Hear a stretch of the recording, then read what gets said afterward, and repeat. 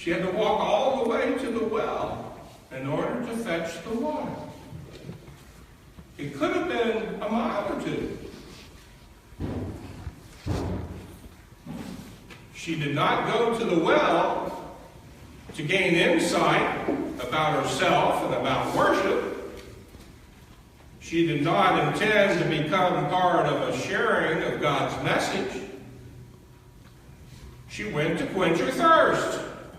She thought she would simply draw the water, fill her jar, and then head back home.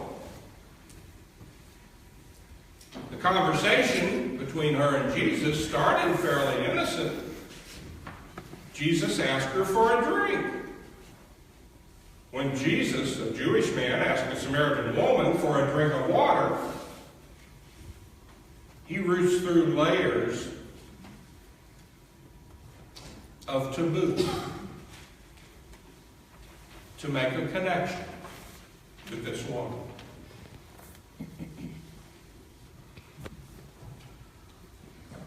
Underneath the gender and religious issues, Jesus asked her for a drink. But underneath these issues, the two people at the well shared some things. They shared thirst, weakness, and a common humanity. They both looked to the books of Moses for insight into God. Or even in the children's sermon, we referred to Deuteronomy. Our God is an awesome God. And the Psalms. Although her people considered the people of Jesus, Jews, outsiders, and likewise the Jews her, they did have common ground. Despite all the reasons not to ask for some water, Jesus started a conversation with her. Despite the rough start, the conversation grew more profound with each exchange between them. The woman challenged both Jesus' initiative in speaking to her and his ability to draw living water. Now, living water also means flowing water. But in this case, we're talking about something a little more profound.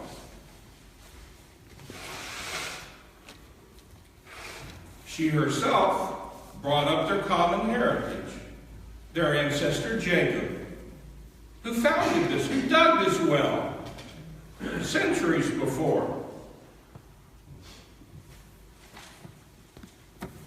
Even so, she took a while to enter into the conversation. She seemed to acknowledge that her soul thirsted as much as her body. She acknowledged this when she asked for living water. And perhaps she was beginning to understand just who she was sharing this conversation with. Even the Samaritans waited for a Messiah, a Christ. We found out about one of her personal needs when Jesus asked her about her husband. The woman had been married 5 times. Jesus respected her privacy, as we should. He did not probe for details. Did she divorce, or had each husband died? We don't know, and we don't need to know. She felt deep grief. We need to know only that. So many relationships, and they didn't seem to satisfy. We might think that the woman tried to change the subject with her talk of worship. Asking about Mount Gerizim or Jerusalem might seem a way to distract Jesus from the pain of her relationships.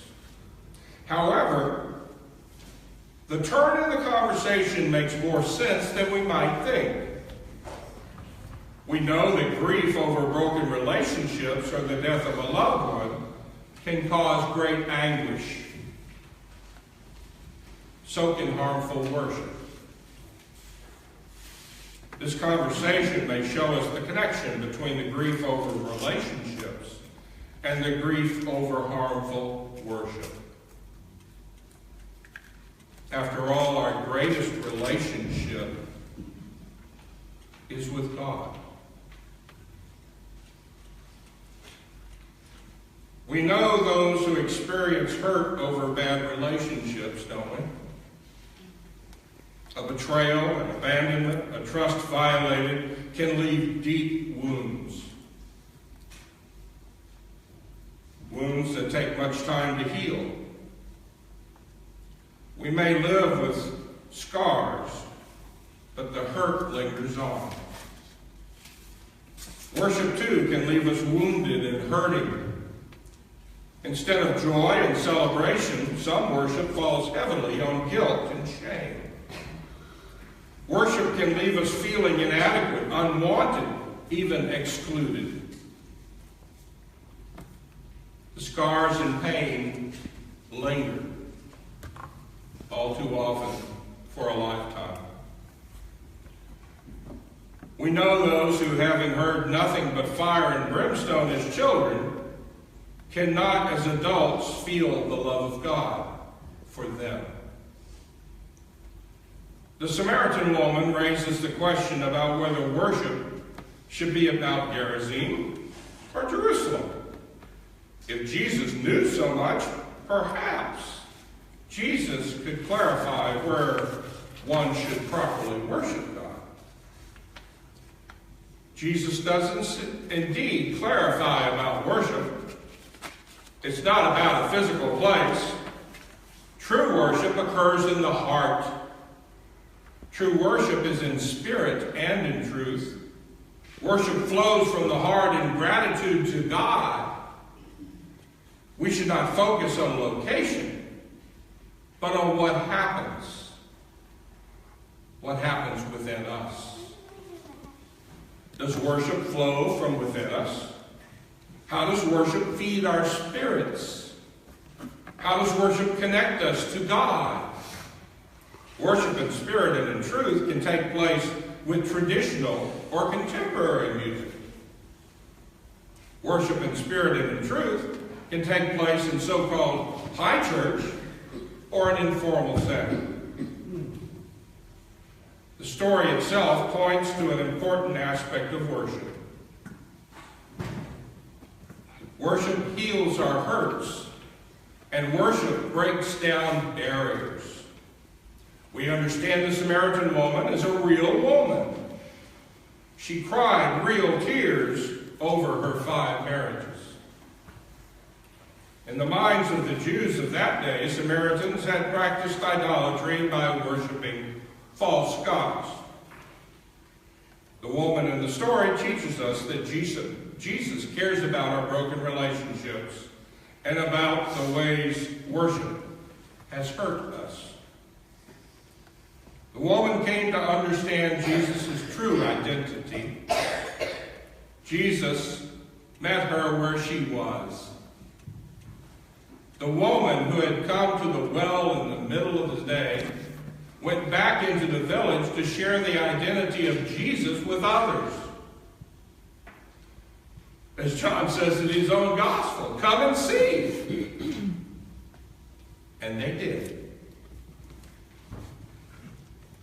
We want worship that heals our hurts, wherever they may come from.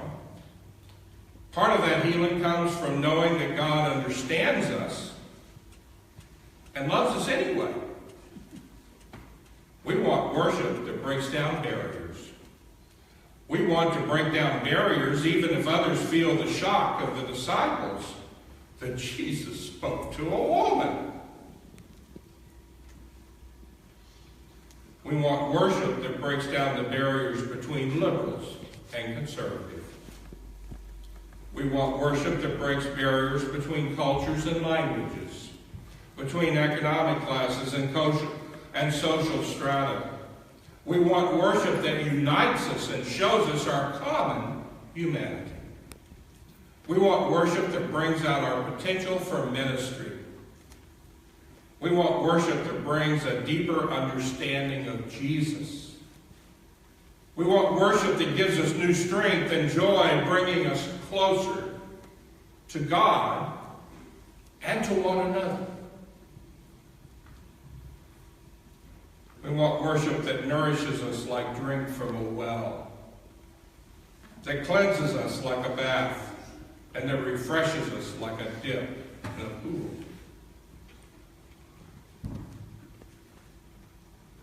It seems like all these references are present in the Gospel of John. I see this in you. As you open yourselves, ourselves, to people looking for true worship, who seek healing, and as you welcome those who have experienced hurtful relationships and hurtful worship, even those who come for no other reason than that they feel thirsty, even if they're not quite sure what they are thirsty for. You take joy and delight in their presence and their worship with us. Amen.